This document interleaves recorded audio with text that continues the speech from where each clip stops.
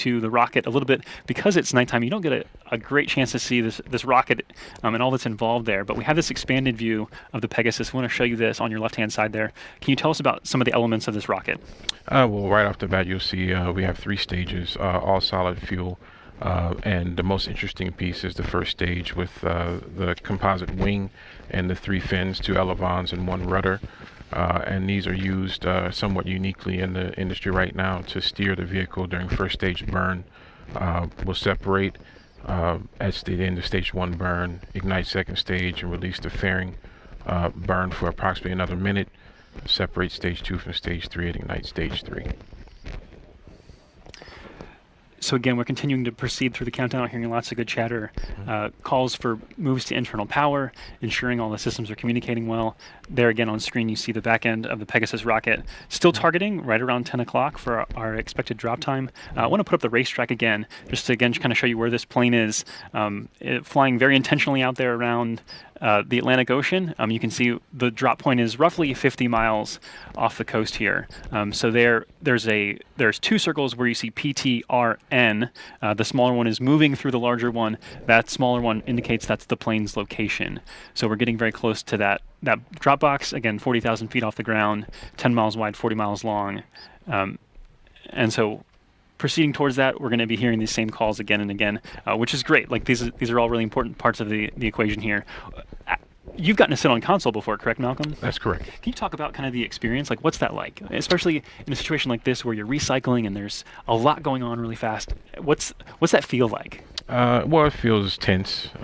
You're watching your data. You're in an off-nominal situation already because you've aborted. But you're watching your system and reporting out. You're listening for the calming voice of the chief engineer or the launch conductor, and making sure that you're prepared to report out your subsystem status. So once you're in that situation, you really focus on all the practice sessions that you've had and making sure that you're ready to rock and roll. Yeah, obviously, our job is, there's definitely pressure here, but certainly it's different when you're back there because you're the ones making sure that this rocket's going to be safe and the spacecraft is going to get where it needs to be. Absolutely. There's people that have invested years of their lives, if not entire careers, on these science missions. So we're proud to be a part of this process. As we near our dropping point again, can you tell us, recap again for us the role of the pilot tonight? So the role of the pilot is he's watching and flying his plane first of all, and he's also transporting Pegasus to the drop box, and will be responsible for final decision to release the vehicle and begin the powered flight for segment of our night tonight. Sure. Let's see if we can toss up the tail end of that rocket again. I'm hoping that we might be able to catch. They do a fin sweep to make sure that mechanically things are working well. This is about the last time through the track that we lost communication, so definitely very anxious moments here. Again, in this final minute or so, still targeting about at 10 o'clock. I'm going to let you listen in and just kind of enjoy what's happening around us.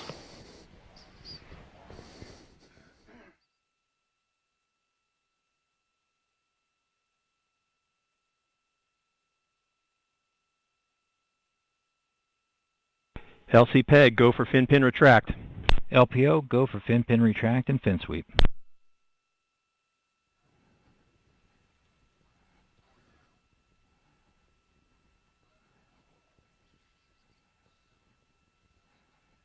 LC, Senior MEFCO, countdown L1011 is in the box.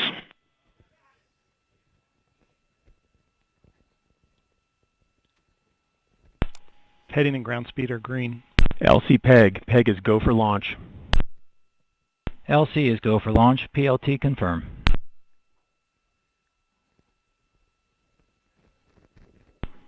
Stand by. And drop on my mark. 3, 2, 1, drop. Pegasus away. Vehicle is fully armed. Ignition. Stage 1 Pegasus ignition has been XL, confirmed. Launching Icon to explore and unlock the mysteries of the weather where Earth meets space. Through transonic, power buses remain strong.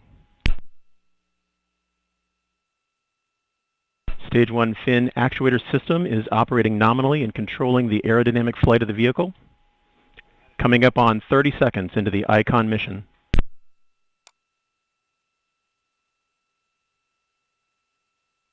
Vehicle has passed through max Q. Attitude remains nominal.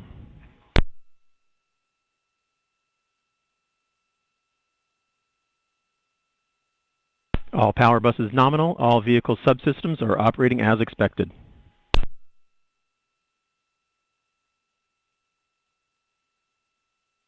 Stage 1 burnout in approximately 20 seconds.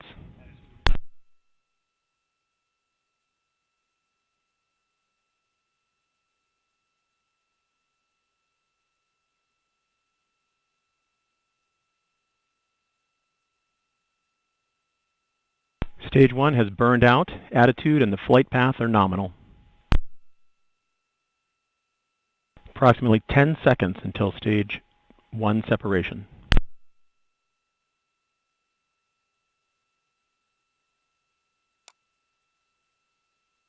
Stage 1 separation confirmed. Stage 2 ignition has been confirmed and attitude is nominal.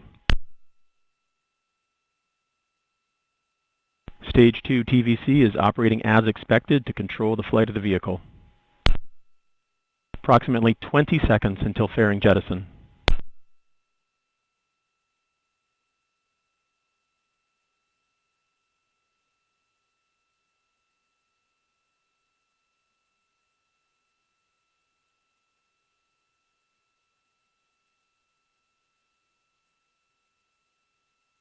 Fairing deployment has been confirmed.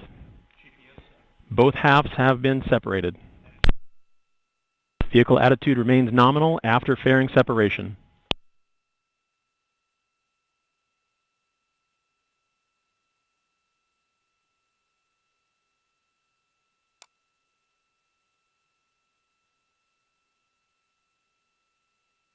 Power buses remain strong with excellent margin. Stage 2 motor burnout. Attitude remains nominal.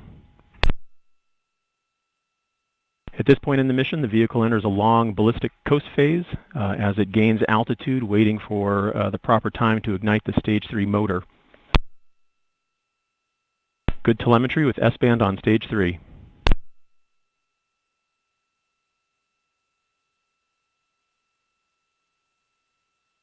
We've got report from GNC that vehicle performance to this point is excellent. The vehicle flight computer is currently recalculating the proper time for Stage 3 ignition.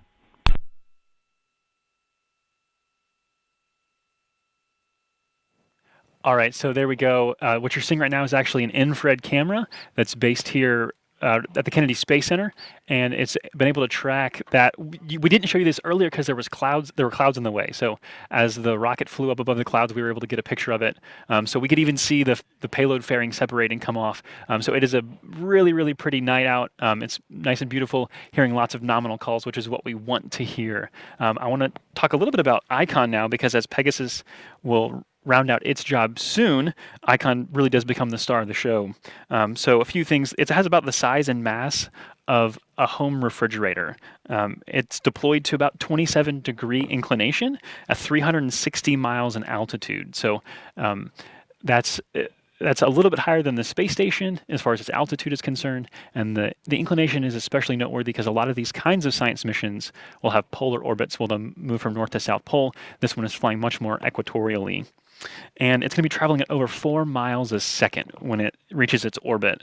That's one orbit every 97 minutes, so roughly 16 orbits every day. That's the same speed just about as flying from Los Angeles to New York in about 12 minutes. So this thing is moving very quickly. Very excited for this.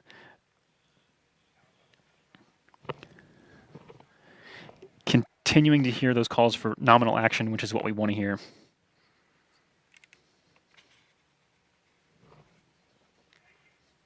I want to go ahead and actually toss this to an overview of the ICON mission in general.